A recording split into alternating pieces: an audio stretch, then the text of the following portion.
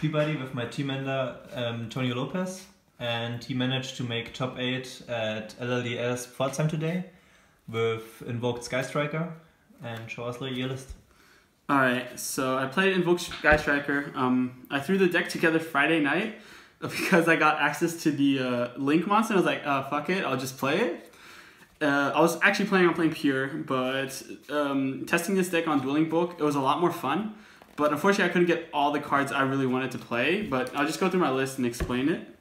So I played 3 Alistair the Invoker, obviously because he's the main monster, and he's your only normal summon in this deck, so getting to him is very, very important. Then after that, I played Hand Traps. So I played 3 Ash Blossoms, because she's probably the best hand trap in the format right now, but in some matchups she's actually mediocre. But I just feel like she's a necessary evil. And also, like, in Invoke, she's always good just because it's a fire target. Then I played 3 Ghost Ogre. Theory behind this one is because of Goki. I was afraid of Goki. However, there was not a single Goki at the event. And yeah, she came up dead most of the time. So I sided out mostly. And then the best hand trap in the deck, in my opinion, Gamma, which was actually, I feel like this was the best one all day. Like, I gammaed my opponent gammaing my Ash Blossom, which was kind of hilarious. And then obviously the one driver. So that was it for the monsters. For the spells, so the rest of the deck is just spells. I played Triple Meltdown. The reason you play 3 of this is because you just want to see Alistair as quickly as possible. And it's pretty cool that your opponent can't react to the summon of a fusion monster, but that never really came up today. It's just more like, you know, searching your Alistair and then the 3 terraforming. So you essentially play 9 targets of Alistair. And like sometimes you have too many meltdowns, but at the same time cutting down the ratio kind of sucks because I'd rather have too many Alistairs than too few Alistairs. And so here's the first thing that I wish I could have played differently. So I played 2 Invocation, and I really wish I could have played 3, but I could not get my hands on a 3rd Invocation to save my life. The main reason is because I do play Desires, and with Trickstar in the meta, I was really afraid of reincarnation with losing an Invocation and then also playing Desires, and I really wanted to play 3 just to be on the safe side. However, today, it was okay just having 2. Like, it only happened once where I banished both of them, so... And then for the Sky Striker engine, I played Triple Engage and Triple Hornet Drones. The reason why this is so good is because of the combo with Hornet Drones and Alistair, or, you know, Engage with Alistair, because you can just OTK your opponent. So that's why I feel like this build is more superior to like Mech Knight Invoked. And then to give my Engage some more utility, I played 1 Afterburners and 1 Widow Anchor. The Widow Anchor was really good because it just allowed me to like make Alistair the Invoker easier sometimes, or the Invoker of Madness easier sometimes, just because a lot of times my opponent doesn't play monsters of the same types or attributes. So I really did like playing these 2 as utility cards in the deck. So that's it for the Sky Striker engine. Then I played 2 Mind Control. So originally this was going to be the 3rd Invocation and the Book of Law. But again, nobody owns a fucking Book of Law, so I had to play without it, which is essential to one of the OTK combos.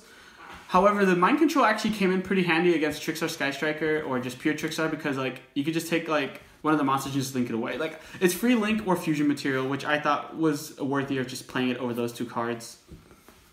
And then I play Triple Scapegoat because this gives your deck another dimension. If you are not able to OTK your opponent, you can go into a control aspect. This is why I also like Sky Striker Invoked, because you don't always have to rely on an OTK. You can just control the board as well.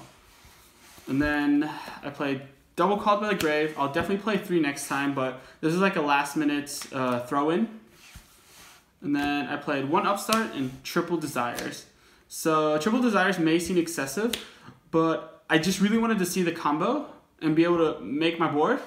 However, I did side out the 3rd Pot of Desires very frequently, and I probably cut the 3rd one for a 3rd Called by the Grave. So for my extra deck, I played, for the fusions, I played 1 Purgatrio, 1 Ragin, and double Mechaba. So Mechaba is pretty obvious. if you are going first, he's just, the guy you're going to go into. But the MVP would have to be Purgatrio. Someone chained Scapegoat to my invocation because with my meltdown, they're like, oh, I can't chain Scapegoat when you have your Purgatrio on board or whatever. So he chained it to my invocation, so I made Purgatrio, and I OTK'd him through a Scapegoat. I thought that was hilarious that he let me do that. And then Ragin never came up, but there is an OTK combo with him. That's the reason he's in the extra deck. Then I played, for the Sky Strikers, double Kogari, one Hayate, and one Shizuku. She's really important for the combo. Hayate is really good like in time or in late game, or also there's a combo where she's a part of the OTK. And Shizuku, the thought behind it was like if you break, you can make her. However, most of the times if you have access to drones, you don't need to see your engage because Kagari is your enabler. So I'll probably cut the Shizuku in the future. Then I played for Scapegoats, the Link Karibo and the Link Spider. So I can turn my tokens into actual effect monsters. And then I played a Nightmare package of Goblin for one of the combos, a Cerberus for board control, same with Phoenix, as well as Unicorn. And then the final monster, the best monster, Alistair, Invoker of Madness. This guy is amazing. I really wish I had the Book of the Law, but even without it, it's still cool because you get double Invocation up and Mechaba, Purgatrio, and him. It's not really quite an OTK unless you have double Alistair, but it's still a pretty strong card. And then for my side deck, I played One Eye Sold with the triple cherries. For Goki, but never came up. But like thinking about it in the future, I might even cut this completely and play something else in the side deck. Then I played 3 Shared Ride for going first against Sky Striker or Sky Striker Trickstar, which also never came up because my Trickstar matchups I went second all the time. And then I played 1 Jamming Waves and 1 Shark Cannon. This is for back row decks, and because it is searchable. And this was meant for, the idea behind this was for the Sky Striker matchup. However, I didn't face any Sky Striker cards. This card was pretty cool because I did first force early activations on Scapegoat and Reincarnation. And then I played the third Mind Control. And then I played triple Heavy Storm Duster to out floodgates such as Anti-Spell, Imperial Order, or like Village, because this is really important for you to get your spell cards through. And this card came in pretty good. It was probably the card I sided in the most. And then for the Spice, I sided 2 Archfiend Eccentric. The theory behind it is it outs every floodgate except for Anti-Spell Fragrance, since you can't scale it.